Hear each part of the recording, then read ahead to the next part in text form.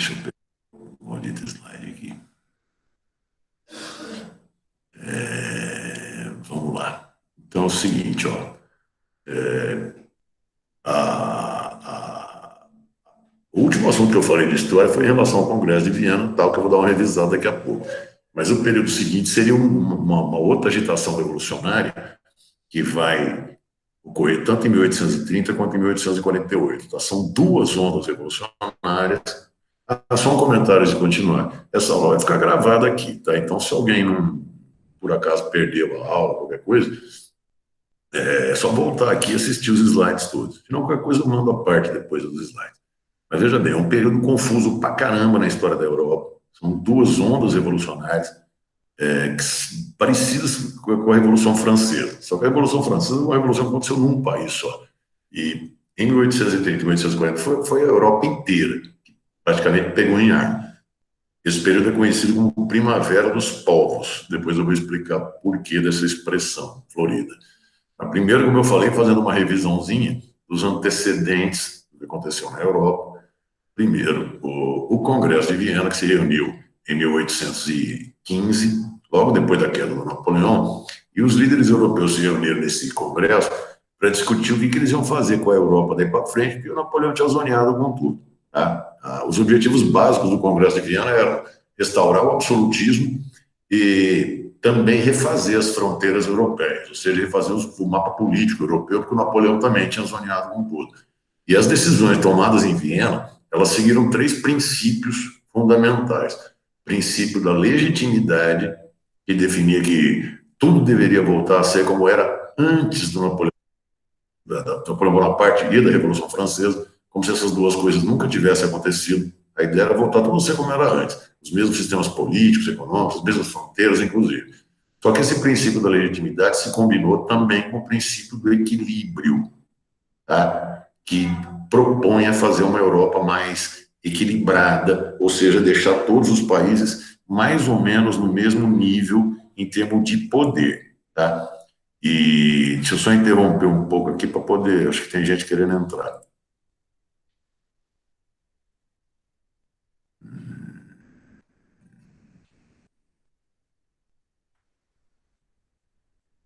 Não, então vamos voltar. Opa, aqui. Não, aqui. Também não.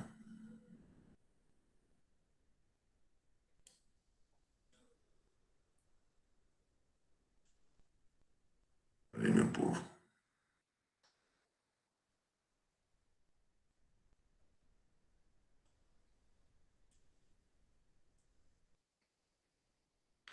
Vamos retomar, tá?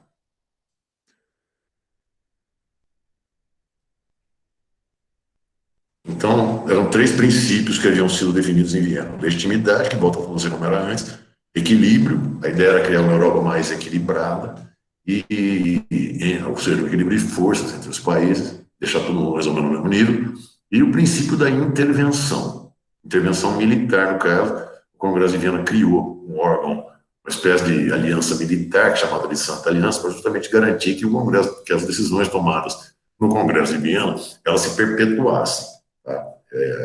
Essa Santa Aliança era, na realidade, uma liga de países cujo princípio da intervenção estabelecia que em qualquer lugar da Europa onde o absolutismo fosse ameaçado, haveria uma intervenção militar, haveria uma invasão por conta dessa aliança. Lembrando que o Congresso de Viena restaurou o absolutismo. Então já criaram meio que uma vacina para evitar que alguém tentasse de novo acabar com o absolutismo. Então, esse princípio da intervenção, que é o que norteava a ação da Santa Aliança, estabelecia isso. Isso é importante ressaltar.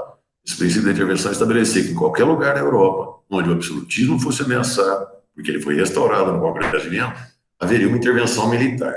Agora, acontece o seguinte, a Europa, de acordo com o que foi resolvido pelo Congresso de Viena, fazendo uma revisão também em termos de fronteira, e repara que esse mapa está muito mais bonitinho do que aquele que eu faço na lousa, olha que capricho.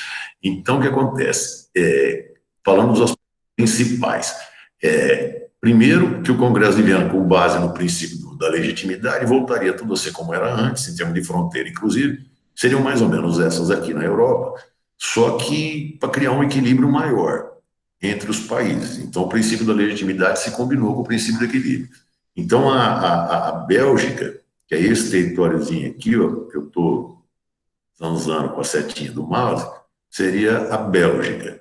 Era um território francês que acabou sendo tirado da França e entregue para a Holanda, formando o que ficou conhecido como Países Baixos, que é uma fusão de Holanda com Bélgica. Bélgica estaria aqui.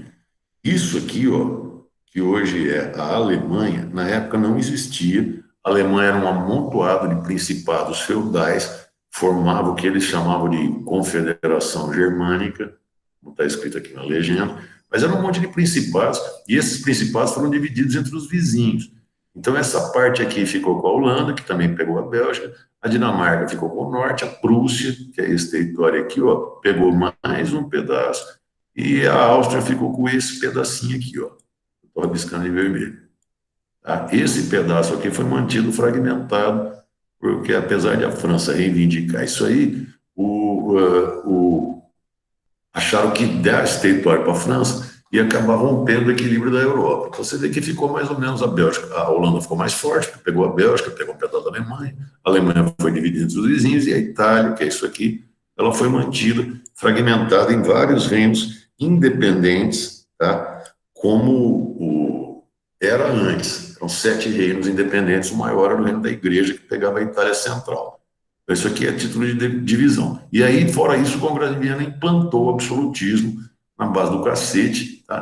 Por decreto, desfazendo tudo que a Revolução Francesa ou Napoleão Bonaparte haviam produzido. Só que, veja bem, os caras, os líderes europeus de Viena, eles impuseram o antigo regime, que é o absolutismo, de volta na Europa, mas por decreto, como eu falei.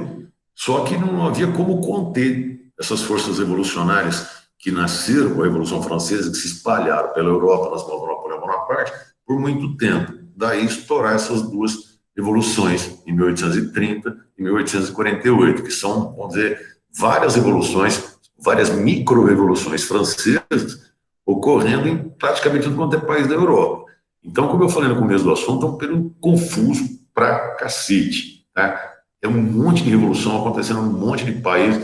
E esse esquema que eu estou colocando no slide é para facilitar o teu entendimento desse período desgraçado, se por acaso isso cair em simulado, vestibular e coisa e tal.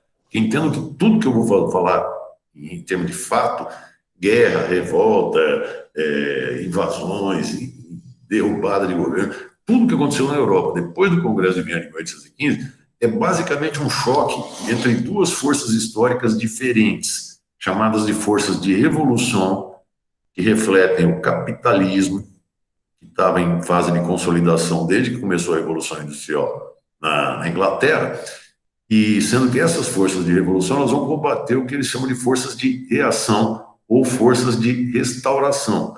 É uma força histórica que define o antigo regime.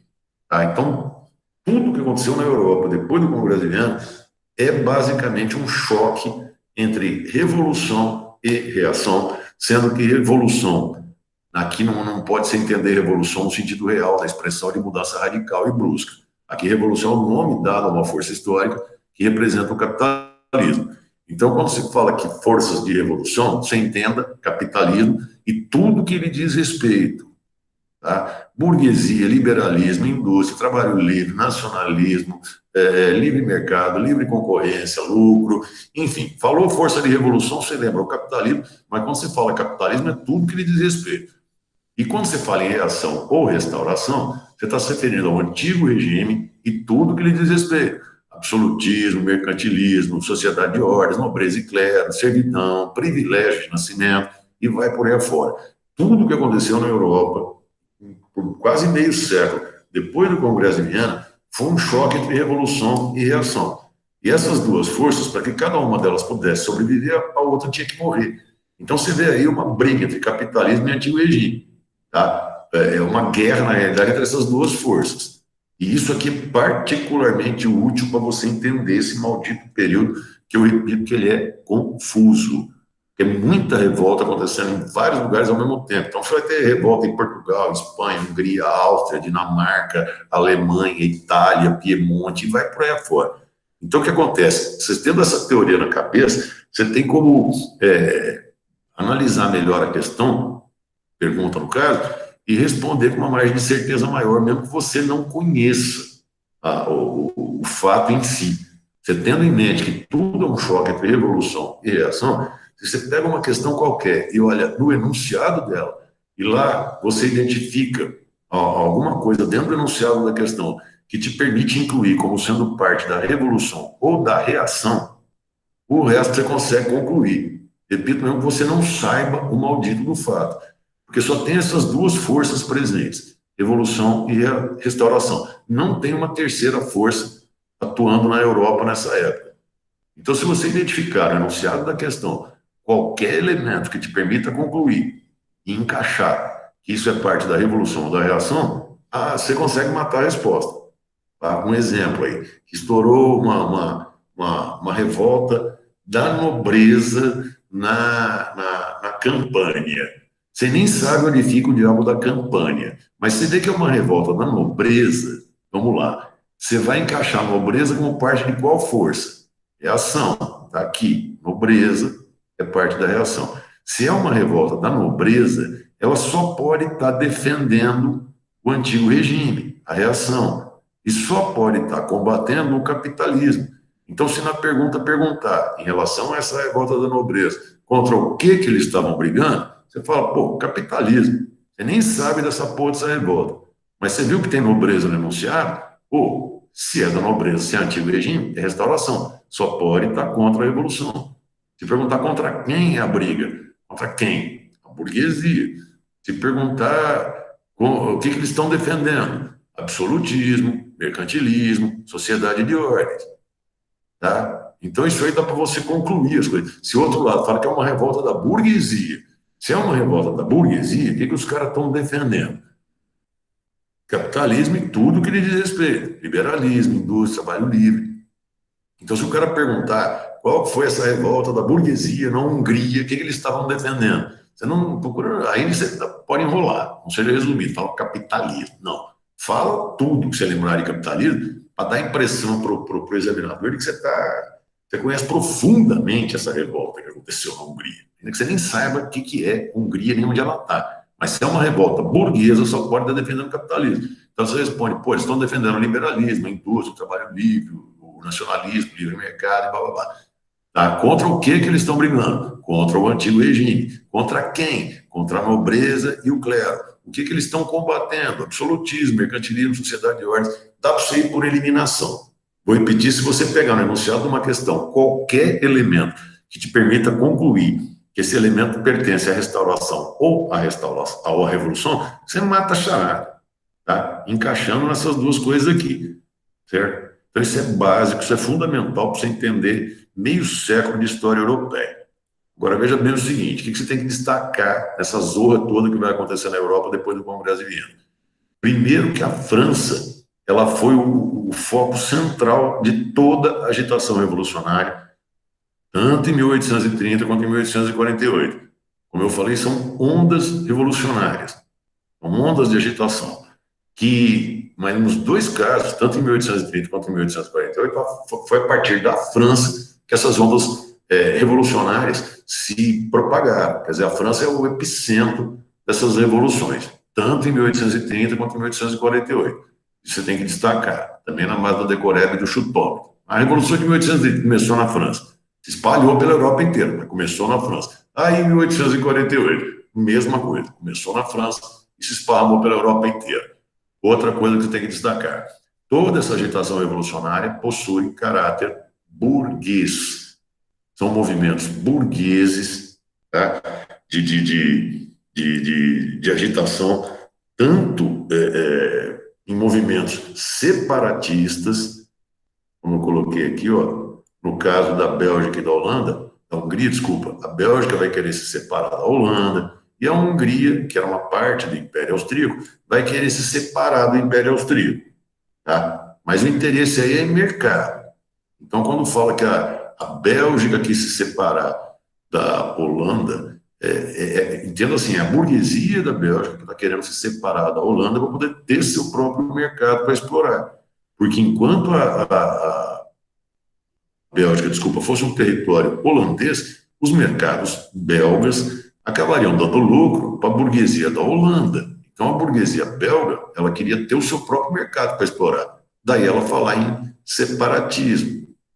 Tá? Mesma coisa vai acontecer na Hungria. A burguesia húngara vai querer se separar do Império Austríaco para poder ter seu próprio mercado para explorar. Vai ter outros movimentos separatistas, tá? Mas estou comentando os mais relevantes. Agora, vai ter movimentos unificadores também, no caso na Alemanha e na Itália, porque esses dois países não existiam enquanto países. A Alemanha estava dividida em 30 e tantos principados feudais que eram independentes, e a Itália estava dividida em 7 reinos. Então, quando você lê isso aqui, unificadores, Alemanha e Itália, não é que a Itália e a Alemanha vão se unir, não é isso. É que eles vão, os territórios que hoje formam a Alemanha estavam desmembrados. Então, eles vão querer unificar esses territórios todos para formar um país só, chamado Alemanha. Idem no caso da Itália. A Itália vai querer se unificar, no caso, pegar os territórios italianos que eram 7 reinos independentes, e unificar esses territórios todos para formar um país só chamado Itália. Então, quando você vê movimentos unificadores, é isso, é formar esses países, Alemanha e Itália, que não existiam. Outra coisa, a expressão primavera dos povos, que a gente usa para se referir a esse período de agitação revolucionária, ela diz respeito a um conceito, a uma ideologia, que foi uma das que foram defendidas nesse período, chamada nacionalismo. Essa ideologia, a burguesia bateu pesado em cima dela, tanto em 1830 quanto em 1848, a ideologia mais propagada pela burguesia foi o nacionalismo. Tá? Só que aí, veja bem, você tem um conceito que povo, que é burguês, que, como eu coloquei aqui, é o que a gente entende como nação. Não é o único, mais para frente, na próxima aula, nós vamos analisar isso direito, nós vamos esmiuçar essa questão, mas a palavra nação aqui, porque é nacionalismo, ela deve ser entendida como povo. Só que povo no sentido de pessoas que têm uma mesma cultura, que formam uma unidade cultural, que nem eu escrevi aí.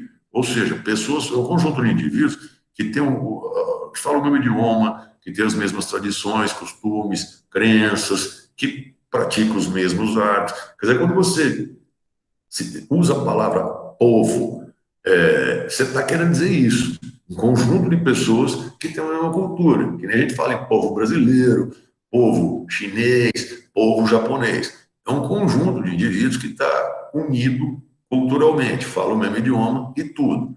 Então, esse conceito de nação, ele pode ser usado como sinônimo de povo nesse sentido. Então, povo é nação. Nação é entendida como sendo um conjunto de pessoas que possuem uma mesma cultura, que falam o mesmo idioma e coisa e tal. Agora, pausando um pouco a aula aí para ver como é que está a situação de todo mundo.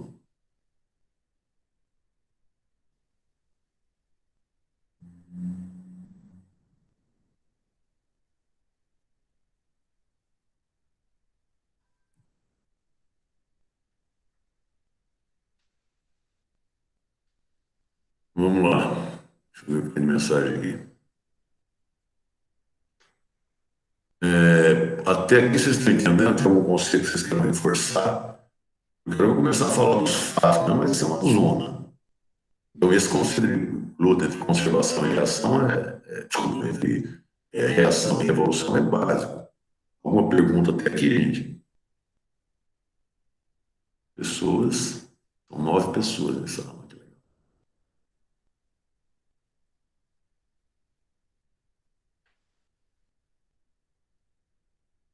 Tranquilo, então?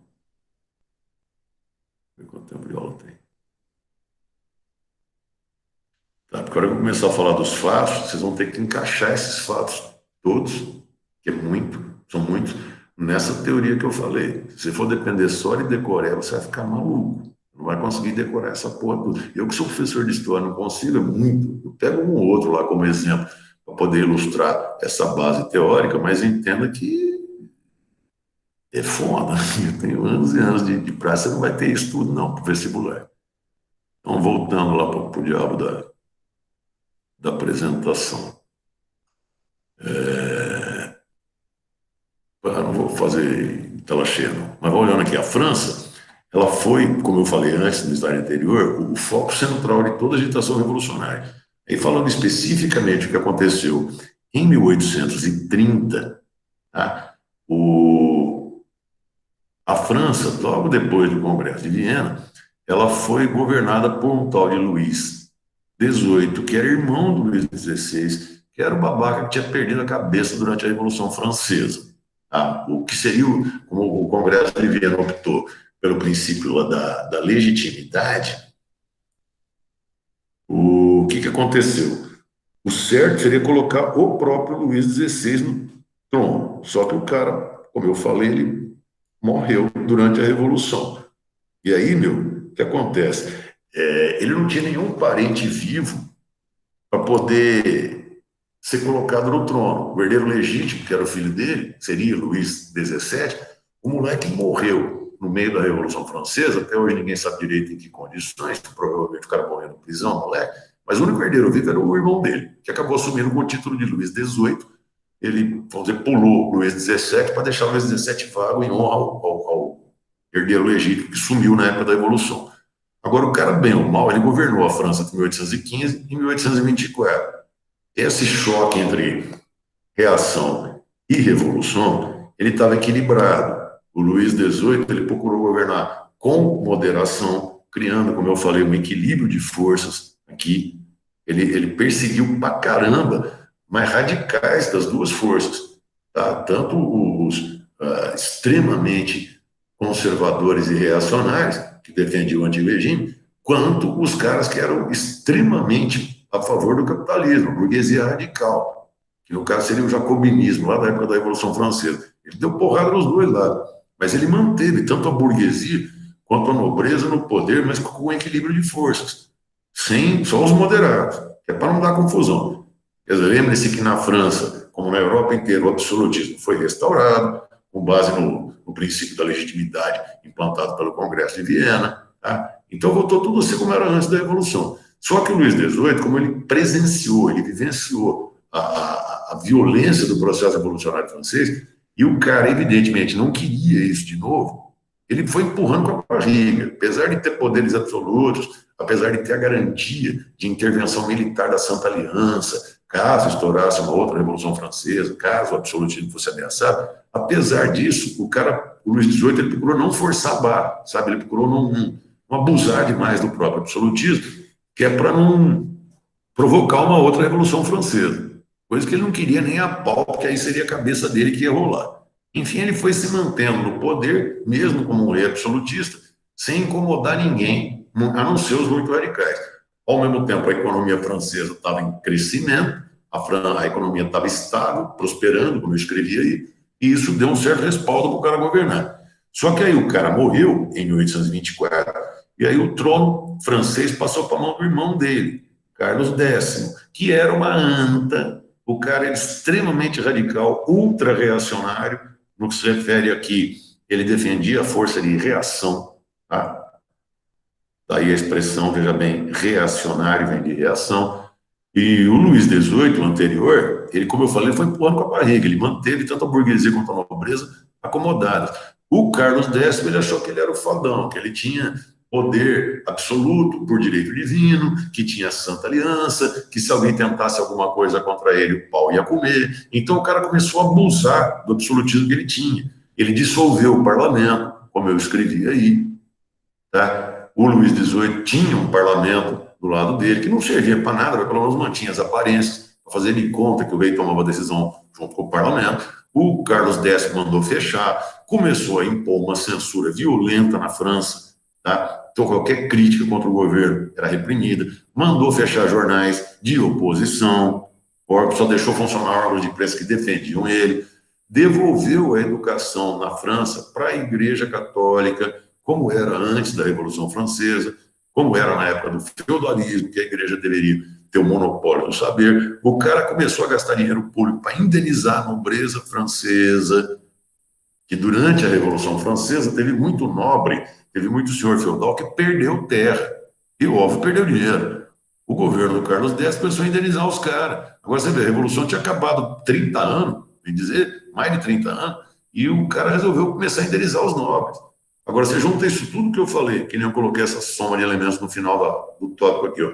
Isso tudo, ou seja, fechamento do parlamento, censura, fechamento de jornal, tal, mais crise econômica, que para azar dele, a partir de 1827, a agricultura francesa começou a entrar em crise, e com isso a economia inteira francesa foi desabando, o cara começou a ficar impopular e, ao mesmo tempo, odiado, de forma que não demorou muito, o Carlos X virou uma unanimidade dentro da França, ou seja, ninguém gostava do cara, tá? Resultado, a insatisfação do povo francês foi tão grande que todo mundo se voltou contra ele e derrubaram o cara do governo em 1830.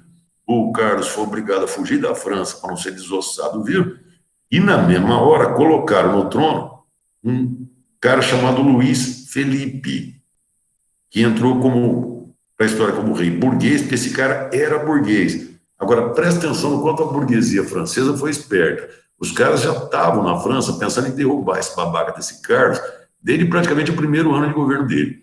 Só que tinha a questão da Santa Aliança. Lembrando que a Santa Aliança era uma força militar multinacional para garantir que em qualquer lugar o absolutismo fosse ameaçado, haveria uma intervenção militar. Então, o que a burguesia francesa pensava? Que ela tinha que levar isso aí em conta. Tudo bem que o Carlos é um idiota, um canalha, mas se derrubar o cara, pode ter uma intervenção da Santa Aliança, porque ela existe só para garantir o absolutismo. E aí a revolução morreria no ninho, antes até de começar, que haveria uma reação pronta da Santa Aliança para intervir na França. Então a burguesia tinha que pensar nesse aspecto. Como se eles pensassem, pô, tem que derrubar o Carlos do poder? Tem. Só que se fizer isso, a Santa Aliança vai cair matando, e aí a revolução vai ser abortada. Só que aí a burguesia francesa, em 1830, ela teve uma ideia brilhante, cara. Ela pensou, peraí, eles acharam, de uma outra forma, a burguesia francesa achou uma falha no princípio da intervenção, que era o princípio que norteava a ação da Santa Aliança. De novo, repetindo esse princípio da intervenção. Em qualquer lugar onde o absolutismo fosse ameaçado, haveria uma intervenção militar. E aí, o que a burguesia pensou? Peraí, e se derrubar o Carlos, mas manter o absolutismo na França? Aí a Santa Aliança não poderia intervir, porque ela só pode intervir quando o absolutismo for ameaçado. Se de repente derruba o Carlos, mas põe um outro rei no trono, porém, mantendo o absolutismo, isso aí seria só uma troca de rei no poder, que nem foi a troca do Luís XVIII para o Carlos X. Aí, com essa ideia na cabeça, é que a burguesia, em 1830, foi para cima do Carlos. Derrubaram o sujeito, mas já colocaram no trono um tal de Luís Felipe, mantendo o absolutismo, que é para neutralizar a Santa Aliança. Só que esse cara era burguês. Daí ele tem entrado para a história como um rei burguês. Isso era uma novidade, que até aí o absolutismo era uma coisa que só prestava para atender interesse da nobreza ou do clero. A burguesia era contra isso. Aí pode parecer até uma contradição. Peraí, se o cara é burguês, ele vai estar no poder como um rei absolutista? É, mas vocês entenderam bem por quê? É para evitar uma intervenção da Santa Aliança. Mantendo o absolutismo, a Santa Aliança não poderia intervir. Ou seja, a burguesia francesa achou uma falha no princípio da intervenção da Santa Aliança. Isso deixou a Santa Aliança de mão amarrada. Teve cara dentro da Santa Aliança que falou, putz, puseram o burguês no trono da França, isso não pode, tem que tomar uma providência. Mas aí os outros falavam, não, mas não pode, o absolutismo foi mantido, a gente só pode intervir se o absolutismo for ameaçado, o que não é o caso. Pô, mas puseram o burguês no trono, mas não pode fazer nada. Ou seja, essa brecha que a burguesia francesa encontrou simplesmente neutralizou a Santa Aliança, o que já é um sinal de que esse órgão, Santa Aliança, está falindo. Tá? Ao mesmo tempo, a Bélgica, que tinha sido tirada da França para ser entregue para a Holanda, a hora que ela viu que colocaram um burguês no trono francês, e isso aí, repito, é o estupim da Revolução de 1830, a Bélgica, na hora, pegou em arma para se separar da Holanda. Repito, a burguesia belga quer ter seu próprio mercado para explorar. Também estava com medo de uma intervenção da Santa Aliança caso ela tentasse se separar, mas puseram um burguês no trono da França. E ninguém fez nada que passou pela cabeça da Bélgica. Vamos partir para porrada. E aí a Bélgica tentou se separar. A Bélgica está aqui, foi para cima da Holanda, estourou uma guerra aqui, porque a Holanda não vai querer perder, óbvio, o território belga, aí a burguesia holandesa perderia os mercados belgas.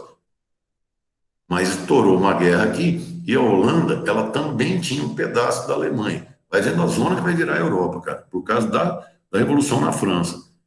Repito, colocaram o burguês no trono da França. A Santa Aliança não conseguiu impedir. A Bélgica, na hora, pensou: pô, agora eu vou partir para porrada, vamos pegar e separar da Holanda.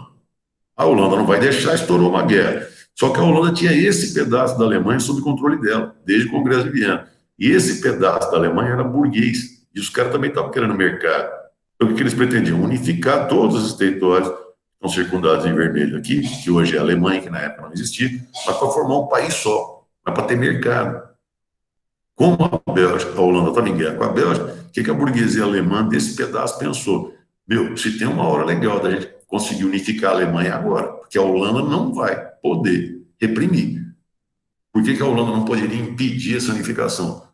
Porque estava em guerra com a Bélgica, que estava tentando se separar. Ou seja, pela primeira vez, a Alemanha tentou se unificar. Só que aí, como eu falei no Congresso de Viena, a Alemanha foi dividida entre os vizinhos. Dinamarca pegou um pedaço, Prússia pegou, Áustria pegou, Holanda pegou. O único que não pegou nada foi a França. Tá?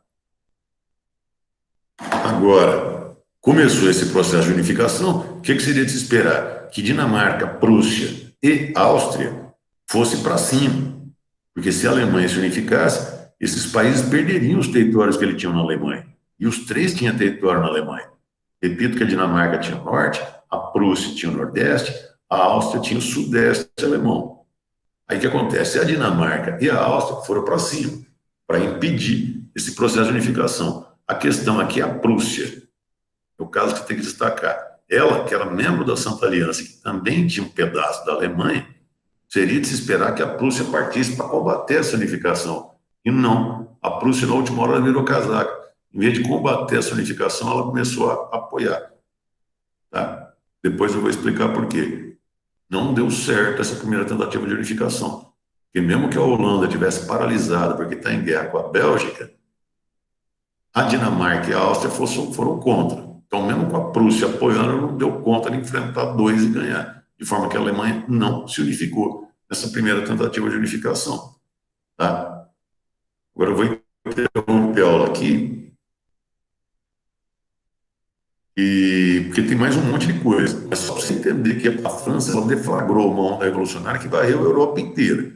Começou com a coroação de um burguês na França, mostrando uma deficiência da Santa Aliança. Só que isso aí estimulou a burguesia da Europa inteira a pegar em arma e tentar resolver tudo que tinha ficado mal resolvido para ela, a burguesia, desde o Congresso de Viena. A próxima vez que a gente se juntar, eu vou analisar direito isso aí dentro daquela teoria. Vou revisar esses fatos, evidentemente, que você não vai ter obrigação de saber semana que vem, certo? Mas, ó, peraí, tem mensagem aqui. Alguém está com alguma dúvida?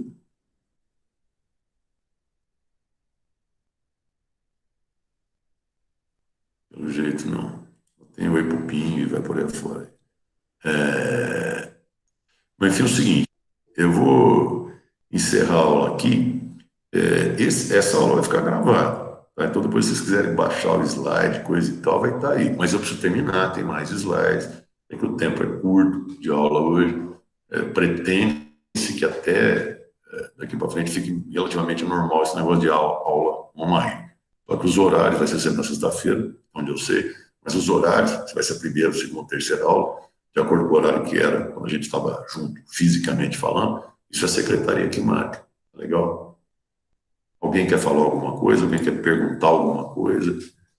Xingar, extravasar, botar para fora? Hein? Se ele falar um palavrão, puta que pariu. Hein? Nada, meu povo. Pode encerrar? Beleza?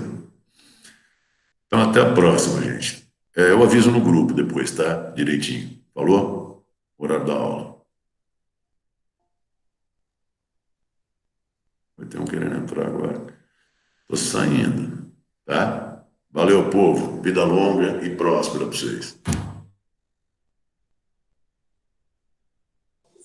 Eu acho que vocês são tudo corno.